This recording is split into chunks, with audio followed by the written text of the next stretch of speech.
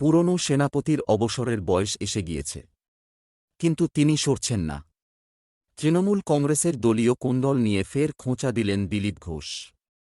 তৃণমূল কংগ্রেসে ধারাবাহিকভাবেই নবীন বনাম প্রবীণ দ্বন্দ্ব চলছে। ফেসবুক পোস্টেও এবার সেই বিতর্ক নতুন মাত্রা পেয়েছে। তৃণমূল কংগ্রেস একটি আঞ্চলিক দল।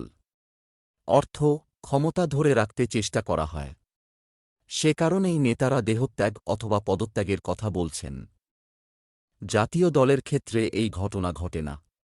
মমতা বন্দ্যোপাধ্যায় নিজের ক্ষমতা ধরে রাখতে মরিয়া হয়ে রয়েছেন।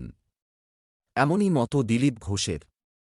তৃণমূল কংগ্রেস এভাবেই উঠে যাবে, সে কটাক্ষ করেন তিনি। লিপস অ্যান্ড বাউন্ডস সংস্থা নিয়ে রীতিমতো চর্চা শুরু হয়ে গিয়েছে। সংস্থার ৮টি সম্পত্তি বাজেয়াপ্ত করার পথে হাঁটছে ইডি। সেই বিষয় নিয়েও এবার মুখ খুলেছেন দিলীপ ঘোষ। এই সংস্থা নিয়ে দীর্ঘদিন ধরেই কথা চর্চা রয়েছে। অভিযোগ শুনতে পাওয়া যাচ্ছিল।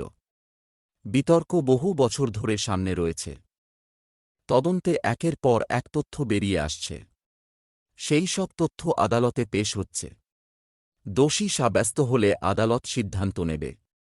দুর্নীতি বন্ধ হওয়া উচিত। এভাবে কোনো রাজ্য চলতে পারে না, এমনই দাবি করেছেন দিলীপ ঘোষ। দীর্ঘদিন হয়ে গিয়েছে তদন্তের। এবার মানুষ ধৈর্য হারাচ্ছেন। এজন্যই আদালত তদন্তকারীদের উপর চাপ বাড়াচ্ছেন।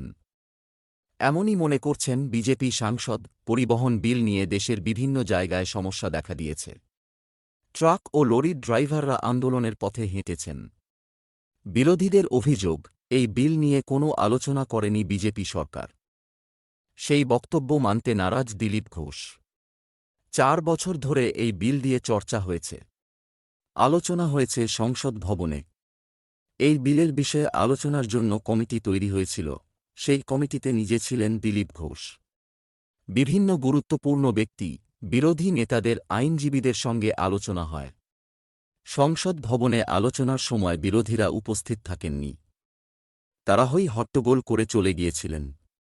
এমনই দাবি করেছেন বিজেপির প্রাক্তন রাজ্য সভাপতি। বাংলায় ২৫টি আসন বিজেপিকে পেতে হবে। দিলীপ ঘোষ এমন বক্তব্য রেখেছেন বলে গেরুয়া শিবিরে চর্চা শুরু হয়েছিল। এদিন তিনি এই বিষয়কে উড়িয়ে দিয়েছেন। কেন্দ্রীয় স্বরাষ্ট্রমন্ত্রী অমিত শাহ ৩৫টি লোকসভা আসন চেয়েছেন রাজ্য থেকে। টার্গেট পূরণ করার লোক দিলীপ ঘোষ। সেই লক্ষ্যেই তিনি কাজ করবেন।